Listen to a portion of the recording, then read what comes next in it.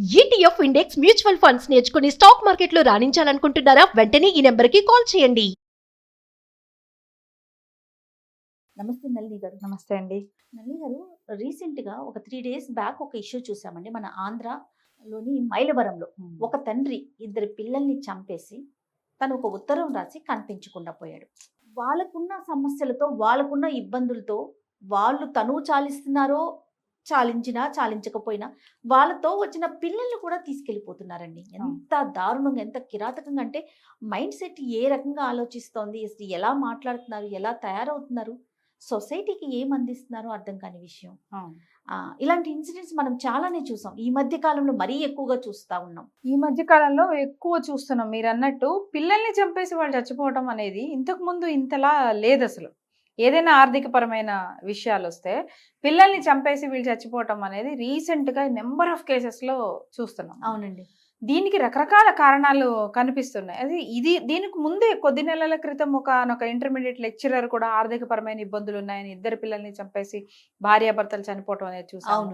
కిందటి ఇంకా నెల కూడా గడవలేదు, గుజరాత్ లో కూడా అలాగే ఒక బిజినెస్ ఫ్యామిలీ పూర్తిగా అప్పుల్లో మునిగిపోయారని మొత్తం అందరూ కారులో సూసైడ్ చేసుకోవటం గమనించాము. అంటే పెద్దవాళ్ళు మీరు ఆర్థిక ఇబ్బందుల్లో కూరుకుపోవటానికి అభశుభం ఎరగని పిల్లలు ఏం చేశారు, వాళ్ళని కూడా చంపేసి, అంటే ఎంత క్రూరంగా బిహేవ్ చేస్తున్నారంటే, అంటే ఇది క్రూరత్వమా చేతగానితనమా అంటే విపరీతమైన చేతగానితనంలో ఏమవుతుందంటే అసలు ప్రాణం విలువ అనేది మర్చిపోయేంత క్రూరత్వానికి దిగిపోతున్నారు. కరెక్ట్ అండి. ఇప్పుడు అంటే అసలు మనకేం చెప్తారు, నీ ప్రాణమే నీకు తీసుకునే హక్కు లేదు, ఆత్మహత్య ప్రయత్నం చేస్తేనే మనకి న్యాయపరంగా శిక్ష వేయాలని మన శిక్ష ఇది చెప్తోంది కదా. అంటే నీ ప్రాణం నువ్వు తీసుకునే హక్కే నీకు లేదని చెప్తుంటే అది ధార్మికంగా అయినా చూడండి, ఖచ్చితంగా మనం పుట్టే హక్కు మనకి లేదు, ఎప్పుడు చనిపోవాలనే హక్కు మనకి మధ్యలో అంతే, మధ్యలో జీవితం మాత్రం మన చేతిలో ఉన్నది. అలాంటిది నీకు అసలు మృత్యువుని ఆహ్వానించే హక్కు నీకు లేనే లేదు. అలాంటిది నీకే నీ జీవితాన్నే అంతమొందించే హక్కు లేనప్పుడు పిల్లల జీవితాన్ని అంతమొందించే హక్కు అసలు ఎవరిచ్చారు వీళ్ళకి? కన్నంత మాత్రం చంపేసే హక్కు ఉందంట లేదు. అదే కదా, లేదు. కన్నడం అనేదే నువ్వు చేయగలిగింది, అది సృష్టి ధర్మంగా నువ్వు ఒకవేళ చేస్తుంటే మాత్రం అయ్యేంత మాత్రం చంపేసే హక్కు లేదన్న విషయము ప్రతి తల్లిదండ్రులు తెలుసుకోవాలి.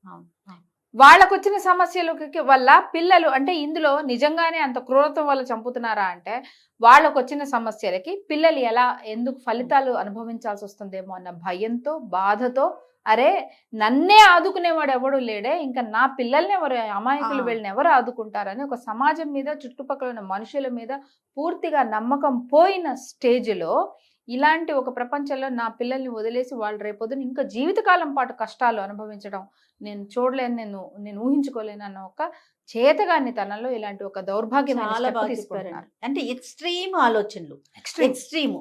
అయితే ఈ కేసుకు సంబంధించి పూర్తి అంటే మైలవరంలో జరిగింది కాబట్టి అక్కడ విజయవాడ మా కరెస్పాండెంట్ సాయి తనే వెళ్ళి వాళ్ళతో మాట్లాడటం, వాళ్ళ మదర్తో కూడా మాట్లాడటం జరిగింది. అసలు ఏం జరిగింది ఏంటి, ఫస్ట్ ఒక ఇన్ఫర్మేషన్ మనం తీసుకుందామంటే ఒకసారి నేను తనకి సాయితో మాట్లాడే ప్రయత్నం చేద్దాము. దానికి ముందు అతను ఒక లేఖ రాశాడండి. ఆ తండ్రి ఎవరైతే ఉన్నాడో అదొక్కసారి మీకు చెప్తాను. ఆ అమ్మాయి పేరు చంద్రిక, అతని పేరేమో రవిశంకర్.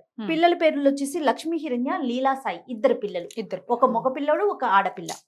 అతను ఏం రాశాడంటే పోలీసులకు అందిన ఆ లెటర్ అనమాట. అందులో నా చావుకి ఎవరు బాధ్యులు కారు, జీవితంలో ఏది సాధించలేకపోయాను, నాకు ఎవరు ధైర్యం ఇవ్వలేదు, అందుకే నా పిల్లల్ని చంపుకొని నేను చచ్చిపోతున్నాను అని చెప్పి, అసలు చూడండి, ఎవరు బాధ్యులు కారు, నేను ధైర్యాన్ని కోల్పోయాను, సో నా పిల్లల్ని చంపుకొని నేను చచ్చిపోతున్నాను అని ఈ లెటర్ రాసేసి సెల్ ఫోన్ స్విచ్ ఆఫ్ చేసుకొని అతను కనిపించడం మానేశాడు.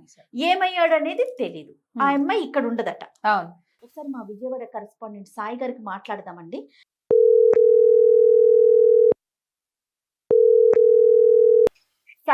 సాయి గారు నమస్తే అండి. నమస్తే మేడం. నమస్తే అండి. నాతో పాటు నళిని గారు సైకాలజిస్ట్ ఉన్నారండి. అయితే మైలవరంలో జరిగిన ఒక ఇన్సిడెంట్ గురించి నేను మేమిద్దరం డిస్కషన్ లో మీరు ఆ స్టోరీని కవర్ చేశారు కాబట్టి పూర్తి ఇన్ఫర్మేషన్ మీ దగ్గర నుంచి తీసుకుందామనే ఉద్దేశంలో నేను మాట్లాడుతున్నాను. అసలు ఏం జరిగింది సాయి గారు? నళిని గారు కూడా ఉన్నారండి ఇక్కడ మనతో పాటు. నళిని గారు నమస్తే అండి. నమస్తే సార్. మనకి వచ్చిన సమాచారం మేరకు అక్కడ ఇద్దరు పిల్లల డెడ్ బాడీస్ ఒక రూమ్ లో ఇన్ఫర్మేషన్ వచ్చింది మేడం. సో వార్త కవరేజ్ కోసం మేము వెళ్ళాం. కన్న తండ్రి పుట్టినరోజు, పిల్లల పిల్లలకి బయటికి తీసుకెళ్లి పార్టీ ఇప్పిస్తారని చెప్పి, అలాగే మన ఊరు వెళ్తామని చెప్పి బట్టలు కూడా సర్దించుకుని, ఓకే. తీరా ఏం జరిగిందో తెలియదు కానీ రాత్రి తండ్రి ఒకడే బయటికి వెళ్ళాడు. బట్ పిల్లలు అది కూడా ఇంటికి తాళం వేసి వెళ్ళిపోయాడు. తల్లి పరిస్థితి ఏంటి సాయి గారు? తల్లి ఎక్కడ ఉంటుంది? తల్లి కొన్ని రోజులుగా ఆవిడ బెహ్రెన్ అంటే ఇతర దేశాల్లో ఆవిడ వేరే వర్క్ చేస్తూ ఉన్నారు. ఆహా. అయితే వీళ్ళకి ఆర్థికంగా ఇబ్బందులు ఉన్న నేపథ్యంలో తల్లి అక్కడ పనిచేసి పిల్లల బాగోగులన్నీ తండ్రికి అప్పచెప్పారు. అయితే తండ్రి కొంతకాలంగా అంటే అతనికి పనులు సరిగా దొరక్క అతను పిల్లల ఆలనా పాలన తనే చూడాలి అని ప్రస్తుతానికి ఇంట్లో ఉంటున్న నేపథ్యంలో పిల్లలు కూడా దగ్గరలో ఉన్న హాస్టల్లో చదువుకుంటున్నారు. సమ్మర్ హాలిడేస్ అని ఇంటికి వచ్చారు. ఇంటికి వస్తే ఈ నెల రోజులు కూడా తండ్రి తనతో పిల్లలతో పాటే ఉన్నాడు. ప్రతిరోజు కూడా పిల్లలకి ఫుడ్ కూడా తండ్రి తెచ్చి పెడుతున్నాడు. అయితే ఈ నేపథ్యంలో తండ్రి చెప్పిన మాట అంటే తండ్రి పుట్టినరోజు కదా అని ఆ వారం పిల్లలంతా కూడా రెడీ అయి ఉన్నారు, బయటికి తీసుకెళ్తాడేమో మా నాన్న అని. బట్ తండ్రి కాలయముడిగా మారి పిల్లల్ని చంపేస్తాడని అసలు ఎవరు ఊహించుకోలేకపోయారు. చుట్టుపక్కల వాళ్ళు కూడా తండ్రితో రెగ్యులర్ గా తిరుగుతున్నారు కాబట్టి బ్యాగ్ చేతిలో ఉంటే బహుశా తండ్రితో పాటు పిల్లలు కూడా ఊరెళ్తున్నారేమోనని భావించారు. కానీ 5 రోజుల తర్వాత ఇంటికి ఎప్పుడు తాళం వేసుకుంటే 5 రోజుల తర్వాత తీవ్రమైన దుర్వాసన ఇంటి నుంచి వస్తున్న విషయాన్ని గమనించిన స్థానికులు వెళ్ళి చూస్తే కిటికీలోంచి చూస్తుంటే కాళ్ళు కనపడ్డాయి బాబువి. సో ఇమీడియట్ గా తాళాలు పగలగొట్టి లోపలికి వెళ్తే ఇద్దరు కూడా చాలా దారుణమైన చూడడానికి కూడా కనీసము ఆ చుట్టుపక్కల లోపలికి వెళ్ళి చూడలేని పరిస్థితి. ఎందుకంటే పుట్టి పెరిగిందంతా అదే ప్రాంతం కాబట్టి అట్లా పిల్లల్ని అట్లా చూడలేని పరిస్థితి. అయితే అక్కడ ఒక లెటర్ ఒకటి దొరికింది. ఆ లెటర్ లో క్లియర్ గా తండ్రి ఆర్థిక ఇబ్బందుల వల్ల నేను నా పిల్లల్ని చూసుకోలేకపోతున్నాను, నాకెవరు సాయం చేయట్లేదు, నాకు ధైర్యం చెప్పట్లేదు కాబట్టి నేను పిల్లల్ని చంపేసి నేను కూడా చనిపోబోతున్నాను. ఫెర్రీ దగ్గర అంటే కొంచెం దగ్గర మైలూరు దగ్గర ఫెర్రీ అని ఉంటుందండి కృష్ణా నది, అక్కడికి వెళ్ళి చనిపోతున్నాను అని చెప్పి లెటర్ ఒకటి రాసి వదిలేశారు మేడం. ఆ లెటర్ అయితే మీడియా వాళ్ళకి పోలీసులు ఇవ్వలేదు, బట్ ఇన్ఫర్మేషన్ అయితే ఇచ్చారు. బట్ అందరూ కూడా ఏమనుకున్నారంటే పిల్లల్ని చంపేసి తండ్రి కూడా ఆత్మహత్య చేసుకున్నారు అనుకున్నారు. బట్ ఇవాళతో 10 రోజులైంది. ఫెర్రీ మొత్తం జైలు పెట్టారు పోలీసులు, కానీ ఇంతవరకు కూడా అతను ఆచూకీ దొరకల. బట్ అతను పారిపోయాడా, పారిపోవడం కోసం పిల్లల్ని చంపేసి పారిపోయాడా లేదా సూసైడ్ చేసుకున్నాడా అనే విషయం ఇప్పటికీ క్లారిటీ లేదు. కానీ తల్లి వచ్చింది, తల్లి సుమన్ టీవీతో మాట్లాడింది. నేనే స్వయంగా తల్లిని ఆవిడ ఏడుస్తున్నంత సేపు వెయిట్ చేసి, సో తల్లి ఎప్పుడైతే ఆవిడ కాస్త విశ్రాంతి తీసుకునే టైం దొరికిందో ఆ టైంలో వెళ్ళి ఇన్ఫర్మేషన్ అడుగుతుంటే భార్యాభర్తల మధ్య గొడవ లేదు, పిల్లలకి తండ్రి మధ్య గొడవలు లేవు, కానీ ఇలా ఎందుకు చేశాడో తెలియట్లేదు అని చెప్పి ఆవిడ బోర్న వినిపిస్తున్న పరిస్థితి. సో ఈ మొత్తం మీద అంటే తల్లి చెప్తున్న వివరాల ప్రకారం కూడా ముందు రోజు తల్లి డబ్బులు పంపించింది పిల్లలకి కొనిపెట్టమని పుట్టినరోజు సందర్భంగా, భర్త పుట్టినరోజు సందర్భంగా డబ్బులు ఇచ్చి మరి పంపించింది. కానీ ఆ రోజు సాయంత్రం వరకు బానే మాట్లాడిన ఎవరి భర్త ఉన్నాడో కానీ సాయంత్రం నుంచి ఫోన్ స్విచ్ ఆఫ్ అయిపోయింది. అయితే ఆమె ఏమనుకుందంటే పిల్లల్ని తీసుకొని బహుశా తన తండ్రి వాళ్ళ బంధువుల ఇంటికి తీసుకెళ్లాడేమో అని ఆమె భావించి 4 రోజుల వరకు ఫోన్ లిఫ్ట్ చేయలేదు. ఎందుకంటే తండ్రి తాలూకా వాళ్ళతో ఈవిడికి కొంచెం పడదు.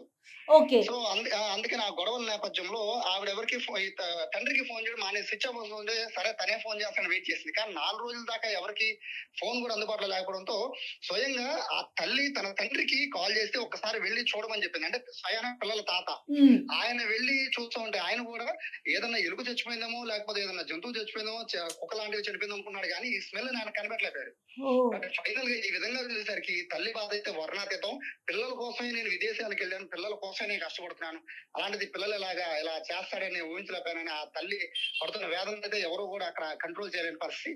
ఇప్పటికీ కూడా మిస్టరీగా ఉంది ఏంటి అంటే అతను చంపేసి ఎక్కడికి వెళ్ళిపోయాడు, చనిపోయాడా లేకపోతే అతను పారిపోయాడా, అసలు పిల్లల్ని చంపాల్సిన అవసరం ఉంది. ఈ రోజుల్లో ఆర్థిక ఇబ్బందులు అన్నా కూడా వాళ్ళకి లక్షల్లో కూడా ఆర్థిక ఇబ్బందులు లేవు, కేవలం భార్య భర్త పిల్లలు బతకడానికి. పిల్లలు కూడా ప్రైవేట్ స్కూల్లో కూడా చదవట్లా, ఒక దగ్గరలో హాస్టల్లో చదువుతున్నారు. సో పైగా ఖర్చు కూడా పెద్దగా ఉండదు. మరి ఏ ఆర్థిక ఇబ్బందులతో చనిపోయారనే విషయం అయితే ప్రస్తుతం పోలీసులు ఎంక్వైరీ చేస్తున్నారు. అయితే ఇక్కడ ఒక మిస్టరీ లాగా అనిపించిన అంశము పోలీసుల దగ్గర అతని రూమ్ లో మొత్తం సెర్చ్ చేస్తే కొన్ని జాతకాలకు సంబంధించి కొన్ని బుక్స్ అయితే కనబడ్డాయన్నట్టు పోలీసులు చెప్తున్నారు. జాతకాలను ఏమన్నా నమ్ముతాడా, జాతకాలు అంటే పిల్లల్ని ఏమన్నా బలిస్తే డబ్బు వస్తుందని ఏమన్నా అనుకున్నారా, సో ఇటువంటి అంశాలపైన అయితే పోలీసులు. అయితే అతని గురించి చుట్టుపక్కల వారితో ఎవరైనా మీరు మాట్లాడటం జరిగిందా సాయి గారు? వాళ్ళు ఏమన్నా చెప్పారా ఇన్ఫర్మేషన్ ఏమన్నా అతని మనస్తత్వం గురించి? స్వయంగా ఇంటి పక్కన ఆమెతోనే మాట్లాడాం, మా ఇంటికి పక్కన ఉన్న ఆమెతో మాట్లాడాం. ఆవిడ కూడా వీళ్ళ గురించి నెగిటివ్ గా ఏమి చెప్పట్లేదు, చుట్టుపక్కల వాళ్ళు ఎవ్వరు చెప్పట్లేదు నెగిటివ్ గా, అందరూ పాజిటివ్ గానే చెప్తున్నారు. అక్కడ అతను సైకాలజీ ఏమన్నా తన ఇబ్బంది పడుతున్నారా, జాతకాల బుక్స్ ఎందుకు వచ్చాయి, అతను దాదాపుగా ఒక 5-6 నెలల నుంచి పనులు లేక ఇంట్లో ఉన్నాడు. సో అతను మెంటల్ గా ఏమన్నా డిస్టర్బ్ అయి ఉన్నాడా లేకపోతే సమాజంలో నాకు అంటే విలువ లేదని భావించాడో లేదో తెలియదు, కానీ కనీసం భార్యకైనా చెప్పాలి బాధపడుతున్నట్టు. ముందు రోజు నా బర్త్డే గిఫ్ట్ ఇవ్వ అని ఒక మెసేజ్ కూడా పెట్టాడు. మెసేజ్ స్వయంగా తల్లే చూపించింది, ఆ పిల్లల తల్లి. ఉమ్, ఇది చూపిస్తుంటే సో వాళ్ళు అన్యాయంగా ఉన్నట్టు క్లియర్ గా అర్థమైపోతుంది. పిల్లలతో కూడా ఆ రోజు ముందు రోజు ఆవిడ మాట్లాడింది. ఉమ్, అంటే ఇంత సడన్ గా గొడవలు, ఫ్యామిలీ గొడవలు అయి ఉంటే అర్థం చేసుకోవచ్చు. సార్ ఫ్యామిలీలో పిల్లలు అంటూ ఉన్నారు అనుకోవచ్చు, భార్య భర్తలు చక్కగా మాట్లాడుకుంటున్నారు, ఉమ్, పిల్లలు కూడా కలిసే ఉన్నారు. ఉమ్, కానీ ఎందుకు ఇది సంపాదన వచ్చిందని మిస్టరీ మాత్రం ఇంతవరకు వెళ్ళలేదు. ఇవాళతో 10 రోజులు పిల్లలు చనిపోయి ఇంతవరకు మిస్టరీ అయితే వెళ్ళలేదు. అతను ఎక్కడికి వెళ్ళాడో ఆ వివరాలు కూడా తెలియదు. కానీ పోలీసుల ఎంక్వైరీలో కూడా అతను ఆత్మహత్య చేసుకుని ఆర్థిక ఇబ్బందులతో అనుకున్నారు. కానీ ఇక్కడ గమనించాల్సిన అంశం ఏంటంటే ఈ కోణంలో కూడా, అంటే పోలీసులు రకరకాల కోణంలో అనుమానిస్తారు కాబట్టి అందులో జాతకాల కోణం కూడా ఒకటి వెలుగులోకి వచ్చింది. వెలుగులోకి వచ్చింది. సో జాతకాల ప్రభావం వల్ల ఏమన్నా పిల్లల్ని చంపితే ఏమన్నా వస్తుంది అంటున్నారు. కానీ కన్న తండ్రి అంత ఇష్టపడి ఇన్నాళ్ల పాటు పెంచుకుంటున్న పిల్లల్ని ఎందుకు చంపుతాడు Yes. అనే అంశం పైన కూడా, అంటే అతను మెంటల్ గా ముందు నుంచే ఇబ్బందిగా ఉంటే సో చంపేశాడు అనుకోవచ్చు. అవును. ముందు రోజు కూడా అందరూ చుట్టుపక్కలతో సరదాగా మాట్లాడాడు, అంతకు ముందు రోజు పిల్లలకి బిర్యానీ తెచ్చి పెట్టాడు, ఇవన్నీ చేశాడు. మెంటల్ గా ఇబ్బంది పడి ఉంటే కనుక పిల్లల్ని చంపేచ్చు. కానీ మెంటల్ గా కూడా అతను పర్ఫెక్ట్ గా ఉన్నప్పుడు ఎందుకు చంపేశాడు అనే కోణం అయితే ప్రస్తుతం దర్యాప్తు చేస్తున్నారు. కానీ ఇంతవరకు అయితే అతను ఆచూకీ లభించలేదు. ఎందుకు చంపేశాడనే కారణం కూడా ప్రస్తుతం తెలియలేదు. పోలీసులు అయితే ఎంక్వైరీ చేస్తామని చెప్తున్నారు జయ గారు. రైట్ రైట్ సాయి గారు. ఎస్, మీరు ఆ మదర్ తో మాట్లాడిన స్టోరీ మన సుమన్ టీవీలోనే టెలికాస్ట్ చేశామండి.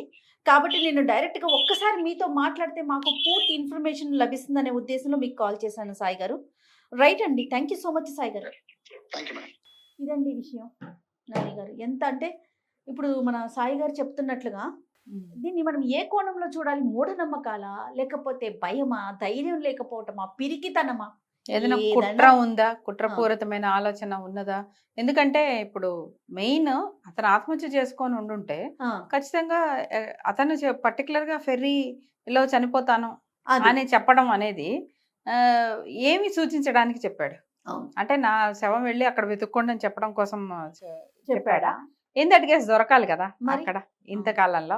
లేదు అతను నిజంగానే ఇలాంటివి ఏమైనా నమ్ముకొని పిల్లలు, అంటే తన భార్య ఎలాగో అక్కడెక్కడ ఉంది, పిల్లలు ఏదైనా పిల్లలు మాత్రమే తను ఏదైనా నెక్స్ట్ స్టెప్ లైఫ్ లో తీసుకోవడానికి పిల్లలు మాత్రమే అడ్డాను అనుకొని పిల్లల్ని అంతమొందించేసి అతను ఎక్కడికైనా వెళ్ళిపోయాడా? లేకపోతే మీరన్నట్టు కొంతమంది చాలా నార్మల్ లైఫ్ ఉంటున్నట్టే కనిపిస్తుంటారండి, కానీ మైండ్ లోపల ఏం ఆలోచనలు ఉంటాయో మనం చెప్పలేం. కొన్ని రకాల డిజార్డర్స్ లో ఏంటంటే వాళ్ళు ఏదైనా ఒక ఆలోచన వచ్చినప్పుడు ఆలోచన విపరీతంగా పీక్స్ లోకి వెళ్ళిపోయి ఆలోచించేస్తూ ఉంటారు. ఇంకా దానికి ఒక లాజిక్ కానీ, ఒక రీజనింగ్ కానీ, ఒక రేషనాలిటీ కానీ, ఇది ఎందుకు ఎందుకు అవ్వదు అనే ఒక రేషనల్ థింకింగ్ అనేది వాళ్ళకి ఉండకపోవడంతో ఏ ఆలోచన అయితే పట్టుకుంటారో దాన్నే పీక్స్ లోకి వెళ్ళిపోయి చేస్తారు. ఇలాంటిదే కేసు మనం కొద్ది రోజుల క్రితం చూసాను చూడండి. ఒక తండ్రి తన పిల్లలు ఈ పోటీ ప్రపంచంలో బతకలేరు అని బకెట్ లో అంటే ఒక్క నిమిషం ఆయన రూమ్ లోంచి బయటకు వచ్చి ఒక 10 నిమిషాలు రోడ్డు మీద నడిచి ఉన్నా కూడాను అతనికి ఆలోచన మారుతుందండి. ఎన్ని రకాల జీవితాలు చూస్తూ ఉంటారు. చదువుకొని వాడు కూడా బాగానే ఉన్నవాడు రోడ్డు మీదకి వస్తే చదువుకోకపోయినా బాగుపడ్డవాడు కూడా కనిపిస్తూ ఉంటాడు. చదువుకున్నా కూడా పెద్ద ఏమి గొప్పగా లేనివాడు ఒకడు ఉన్నంతలో సంతోషంగా ఉన్న ఫ్యామిలీ ఇంకోటి ఏదో కనిపిస్తూ ఉంటుంది. ఈ ఆలోచన వచ్చినప్పుడు అంటే ఉధృతంగా అదే దాంట్లో ఉండి దాన్నే పట్టుకొని మైండ్ ఎంతకి అదే కరెక్ట్ అంటే ముందు నుంచి ఇలాంటి ఆలోచన శైలిలోనే ఉంటుందా వాళ్ళ మైండ్ సెట్? ఏ ఇన్సిడెంట్ జరిగినా దాన్ని పీక్స్ కి ఆలోచించేసేయటం అట్లా ఉంటుందంటారా? పరిస్థితులను బట్టి ఇట్లా మారిపోతూ ఉంటారు. పరిస్థితులు తీవ్రతను చేస్తూ ఉంటాయి. తీవ్రమైన అంటే ఏదైనా ఒక రకమైన ఒక ట్రైట్, అంటే ఒక పద్ధతి, వాళ్ళ ఆలోచన విధానంలో ఒక పద్ధతి ఉంటే అది నెగిటివిటీ అనేది ఒకటి ఉంటే వాళ్ళ దాంట్లో ఇలాంటి ఒక పరిస్థితులు దాన్ని మల్టిపుల్ టైమ్స్ బంధింతలు చేసేసి ఆ నెగిటివ్ ఆలోచన లేకపోతే ఆ కృంగిపోయే ఆలోచన విధానాన్ని ఒకనొక టైంలో ఇంకా పీక్స్ కార్నర్ లోకి వేస్తూ ఉంటుంది. కానీ మనం ముందు నుంచే కూడా ఒక పర్సనాలిటీ డెవలప్ అవుతున్న సందర్భంలో ఒక విషయాన్ని పలు కోణాల్లో చూసే విధానం అనేది మనం డెవలప్ చేయగలిగితే మాత్రం ఇలాంటి ఆలోచన పరమైన ప్రమాద స్థాయి ఆలోచన పరంగా ఆలోచించకుండా మనం కాపాడుకోవచ్చు ప్రతి వాళ్ళని కూడాను. ఇప్పుడు మీరు ఈ కేసులు చూస్తే అసలు చనిపోవాల్సిన అవసరం లేదు, చంపాల్సిన అవసరం చాలా బతుకులతో కంపేర్ చేస్తే లేనే లేదు. ఎందుకంటే ఆ పిల్లలకి అక్కడ తాతయ్య వాళ్ళు ఉన్నారు. నువ్వు నిజంగా ఆర్థిక పరమైన ఇబ్బందులు ఉన్నావు, నువ్వు బతకలేవని అనుకుంటే పిల్లలనైనా కనీసం వాళ్ళకి అప్పగించవచ్చు. ప్లస్ అతని పిల్లల బర్త్డేనేమో అతనేమి తీసుకోవట్లేదు, ఏదో హాస్టల్లో ఉంటున్నారు, చదువుకుంటున్నారు. అవును, అంటే నేనేం చేయలేకపోతున్నాను అదే చెప్పట్లేదు. నువ్వేమి చేయలేకపోవడం అనేది అసలు లేనే లేదండి. ఎక్కడ మొదలు పెట్టుకున్నా రోజుకి ఈ రోజుల్లో రోజుకి 1000 రూపాయలు సంపాదించడం అనేది ఎవడి వల్లైనా అవుతుంది. నువ్వు సంపాదించి చూడని చెప్తారేమో కానీ ప్రతివాడు కూలి పని చేయగలుగుతాడు అనట్లేదా? శారీరక దారుఢ్యం ఎవరి దగ్గర ఉండక్కర్లే, అవును. ఉంటుందని చెప్పలేమండి. అవును. మనం చూస్తాం కదండి, ఇప్పుడు ఇక్కడ ఈ హైదరాబాద్ లో చూస్తే ఎక్కడెక్కడో బీహార్ నుంచి, యూపీల దగ్గర నుంచి అవునండి. వాళ్ళు వచ్చేసి పాపం ఇక్కడ రోజు దానికి హోటల్లో వాటిలో పనిచేస్తూ ఉంటారా, అవును. చిన్న చిన్న ప్రదేశాల్లో ఉంటారు వాళ్ళు. అక్కడ ఏం వాళ్ళు పెడితే అదే తింటారు. మొత్తం సంపాదించింది వాళ్ళు డబ్బులు కూడగట్టి ఇంటికి పంపిస్తూ ఉంటారు. వాళ్ళ ఆశల్లా ఒకటే, ఏదో రోజుకి నేను అక్కడ ఉన్న భారాన్ని కంప్లీట్ చేసుకుంటాను, నా ఊరికి నేను వెళ్ళిపోతాను. మీరు ఇక్కడ ఎంత బ్రహ్మాండమైన ప్రదేశాలైనా ఉంచండి, వాళ్ళని కదిలించి మీరు అడిగితే ఏంటి నీ ఉద్దేశం అంటే, మొత్తం నాకున్న ఇది తీర్చేసుకుని మా ఊరు వెళ్ళిపోవాలి అని అంటున్నారు. ఎగ్జాక్ట్లీ. అలాంటి వాళ్ళు కూడా ఎంత ఆశావాహకంగా ఉంటున్నారు జీవితంలో. అలాంటిది నిజంగా పనిచేయదలుచుకున్న బుద్ధి, కాళ్ళు, చేతులు అన్ని భగవంతుడు పనిచేయగలుగుతుంటే ఇచ్చినప్పుడు ఉంటే నువ్వు సంపాదించలేవా? 500 కూడా సంపాదించలేనంత చేతగాని వాడివైతే ఒకటే ప్రశ్న అడుగుతున్నావు, నువ్వు అంత చేతగాని వాడైతే 2 పిల్లల్ని ఎందుకు తెచ్చావు ఈ ప్రపంచంలో? ఎవరైనా సరే మనకేంటంటే అండి, నారు పోసిన వాడే నీరు పోస్తాడని ఒక దిక్కుమాల సామెత ఒకటి పట్టుకొని మనము ఊరికే పెళ్ళయిందా అంటే వచ్చే నెక్స్ట్ కి పిల్లల్ని కనేయడం పిల్లల్ని. అందులో కూడా మరి ఒక కన్ను కాదు, ఓ పిల్ల కాదు, ఈ సామెతలన్నీ పట్టుకొని ప్రపంచంలోకి వీళ్ళని ఈ అమాయక ప్రాణులను తీసుకొచ్చిన తర్వాత వీళ్ళ పోషణ అనేది అప్పుడు ఆలోచించకూడదు, తీసుకొచ్చే ముందు ఆలోచించాలి. మనకు కూడా ఎంత కాదన్నా, ఎంత వెస్ట్రన్ భావజాలాన్ని మనం చాలా అనవసరమైన విషయాలు ఉన్నాయి, కానీ కొన్ని మంచి విషయాలు కూడా మనం తెలుసుకొని నేర్చుకోవాలనిపిస్తూ ఉంటుంది. ఒకళ్ళు భార్యాభర్తలు అయ్యారా, పెళ్లి చేసుకున్నారా అన్న వెంటనే పిల్లలు కనాలి అని అనుకుంటే మాత్రం వాళ్ళకి నిజంగా వాళ్ళ ఆర్థిక స్తోమత, వాళ్ళ ఆలోచన విధానం, వాళ్ళ మెచ్యూరిటీ లెవెల్స్ కరెక్ట్ గా ఉంటేనే వాళ్ళకి పిల్లల పోషణ, నిజంగా వాళ్ళకి పిల్లల పోషణ అనే బాధ్యత వాళ్ళు తీసుకోగలిగేలాగా మనం నిజంగా అలాంటి చట్టాలు చేసుకోవాలి. మనం అలాంటి అట్లీస్ట్ వాళ్ళకి అవగాహన వచ్చేలాగా చెయ్యాలి అనేది నాకు అనిపిస్తూ ఉంటుంది. ఎందుకంటే మన దేశంలో మనం పిల్లల మీద ఎక్కువ ఇన్వెస్ట్ చేయట్లేదండి. పిల్లల బాగోగులు, పిల్లల బతుకున్నారా, పిల్లలు బాగున్నారా, వాళ్ళ మీద సేఫ్ గా ఉన్నారా లేదా, దాని మీద చెక్ చేసుకునేవి మనం ఎక్కువ చేయడం లేదు. ఎందుకంటే వాళ్ళ వల్ల ఓట్లు రావు కాబట్టి. ఎంత బాధ అనిపిస్తోందండి, ఎంత బాధ అంటే హృదయం కదిలిపోతాం. పిల్లల్లా అసలు అలా ఇప్పుడు ఇదే గానీ మీరు ఇంకో చోట జరిగి ఉంటే, ఇలాంటిది వేరే దేశాల్లో జరిగి ఉంటే ఆ తల్లిని కూడా అరెస్ట్ చేసి ఉండేవారు. నువ్వు ఎవరి ప్రాతిపదిక మీద 2 పిల్లల్ని పెట్టి పంపించినప్పుడు పోషణకి ఏమని ఆలోచించు అంటే, ఇక్కడ తల్లిని తప్పు పట్టమని కాదు నా ఉద్దేశం, కానీ అక్కడ మెచ్చుకోదగింది ఏంటంటే అతను అలాంటి ఆర్థిక పరిస్థితుల్లో ఉన్నాడన్నప్పుడు పిల్లలైనా బాగుండాలని ఒక్క మంచి ఉద్దేశానికి కదా పాపం అమ్మాయి దేశం కాని దేశం కదా, ఎన్ని చదువుతుంటారు, ఎన్ని వింటూ ఉంటారు, వేరే దేశాల్లో ఎన్ని రకాల థ్రెట్స్ ఉంటాయి, అయినా ధైర్యం చేసే అమ్మాయి వెళ్ళిందంటే ఒక ఆడదాన్ని చూపించగలిగిన ధైర్యం ఈ మగవాడు చూపించలేకపోయాడు. అది సిగ్గుచేటు. పోనీ అలాంటి వాడు జీవితాన్ని పోరాడతాడా లేదా పక్కన పడేస్తే, పిల్లల్ని ఎందుకు ఇట్లా చేశాడనేది క్షమించరాని నేరం. ఆ కంసుడు ఎప్పుడు శ్రీకృష్ణుడు చంపుతాడని ముందు పిల్లలందరినీ పైశాచికంగా చంపేశాడంటే అట్లా ఎట్లా చంపేశాడని మనం అనుకున్నాం, కానీ తండ్రులే కంసులు అవుతున్న పరిస్థితులు మనం ఈ రోజుల్లో కూడా చూస్తున్నాం. సొంతగా కన్నా ఇది ఎంపతి అనేది లేకపోవడం, సానుభూతి అనేది లేకపోవడం, ఆ ప్రాణాన్ని తీసే హక్కు మనకి లేదు అనే ఒక విషయాన్ని గమనించకపోవడం. చాలా కఠినమైన శిక్షలు విధించాలండి. ఇలాంటి చర్యలు తీసుకుని ఇలాంటి చర్యలకు పూనుకునే వారిని. అవును, అంటే వాళ్ళు ఉంటే ఏదైనా ఏదో ఒకటి చేయొచ్చు. ధైర్యమే లేనివాడు వాళ్ళని చెప్పి తను కూడా అంతే కదండి. అక్కడ తాత వాళ్ళు ఉన్నారు, కాస్త పిల్లల్ని బాగోగులు మీరు అన్నట్టు వాళ్ళు ఆల్రెడీ హాస్టల్లో చదువుకుంటున్నారు, గవర్నమెంట్ కూడా పంపిస్తుంది ఎంతో కొంత. గవర్నమెంట్ ఎంతవరకు చికెన్, మనది ఇంత పాపులేటెడ్ కంట్రీ, అందరికీ నోట్లో అన్ని కడుపు నింపే ముద్దలు పెట్టాలంటే ఏ ప్రభుత్వం వల్ల కాదు. కానీ కనీసం ఎన్ని సంక్షేమ గృహాలు ఉన్నాయి, సుఖంగా ఉన్నాయని చెప్పడం లేదు ఉన్నంతలో, కానీ ప్రాణాన్ని నిలబెడుతున్నాయా లేదా? కనీసం ప్రాణాన్ని చేయగలిగితే ఉంటే ఆ హాస్టల్లో ఉంటున్నారు, ఆల్రెడీ చదువుతున్నారు అంటే అక్కడ ఎక్కడికక్కడ మార్గాలు కనిపించేస్తున్నాయి. అయినా కూడా ఇలాంటి స్టెప్ జరిగింది. ఏదేమైనా మనకి ఈ ఇన్వెస్టిగేషన్ అయితే తప్ప, అంటే అతని కోణం ఏంటి, అతను ఉన్నాడా లేడా, లేకపోతే నిజంగా ఇప్పుడు మన సాయి చెప్పినట్లుగా ఏదైనా వేరే కోణంలో ఆలోచించాడా ఇంట్లో ఉన్న ఆ దృశ్యాలను బట్టి అనేది మనకి వెలుగులో వస్తదేమో. ఆ తల్లికి ఒక మాట చెప్పాలనే బాధ్యత కూడా ఆ తండ్రికి లేకపోయింది. చూడండి, లెటర్ కూడా పోలీసులు వచ్చి చూస్తారన్న ఉద్దేశంలో రాశాడు తప్ప, మరి ఆ తల్లికి జవాబుదారీ కదా. అతను నిన్ను నమ్మి 2 పిల్లల్ని పెట్టి ఆమె అక్కడెక్కడో కష్టపడటానికి వెళ్ళింది కదా, నువ్వు భార్యకి కూడా ఒక మాట చెప్పాలని అంటే తన మైండ్ లో ఏం జరుగుతుంది? కన్నది ఆమె, మోసింది ఆమె, వాళ్ళ కోసం వెళ్ళింది ఆమె. కనీసం ఆమె పట్ల ఒక మాట చెప్పాలన్న బాధ్యత కూడా లేకుండా ఆ మనిషి అలా ఏమో మాట్లాడి ఉంటే అమ్మాయి ఎలాగోలా కన్విన్స్ చేసేదేమో. చివరికి అతను కన్విన్స్ కాకపోతే నువ్వు పోతే పోయావు కానీ నా పిల్లల్ని మా అమ్మ నాన్న దగ్గర అప్పచెప్పేసి పో అని విసుగొచ్చి అనైనా ఆ మాట అయినా అనేదేమో కనీసం. అలా అనున్నా కూడా పిల్లలు బతికేవారేమో కానీ అంత అన్యాయంగా అమ్మాయి చేత బర్త్డే అని చెప్పి గిఫ్ట్ అడిగి డబ్బులు వేయించుకొని కూడా ఇలాంటి పని చేయడంలో నాకు నిజంగానే ఇక్కడ ఇంకేదైనా కుట్ర కోణం ఉందా అని కూడా అనిపిస్తుంది. ఎందుకంటే ఎంతో కొంత కష్టంలో ఉన్న ఒక చిరు దీపం ఆ అమ్మాయి అక్కడికి వెళ్ళి పని చేయడము, చుట్టుపక్కల కాస్త తెలిసిన వాళ్ళు ఉండటం, ఊర్లో కూడా అందరూ వాళ్ళని గుర్తుపట్టి బాగానే ఉండటం అనే ఒక చిన్న చిన్న పాజిటివ్ విషయాలు ఖచ్చితంగా కనిపిస్తుంటే ఇంత పాజిటివ్లో కూడా ఇంత నెగిటివ్ స్టెప్ తీసుకున్నారంటే మనం ఖచ్చితంగా అతని శవం మరోదోటో కనిపించి చేసేంత వరకు అతను అమాయకంగా తను చచ్చిపోయి వీళ్ళని చంపేశాడనే ఒక దానికి రాలేము, ఆ కంక్లూషన్ కి మాత్రం రాలేము. ఖచ్చితంగా ఏం జరిగిందో నిజంగా తెలియాలి అని లేటెస్ట్ అప్డేట్స్ ఏ విధంగా ఉంటాయో చూద్దాం. రైట్ అండి, థ్యాంక్ యూ నంది గారు. Thank you.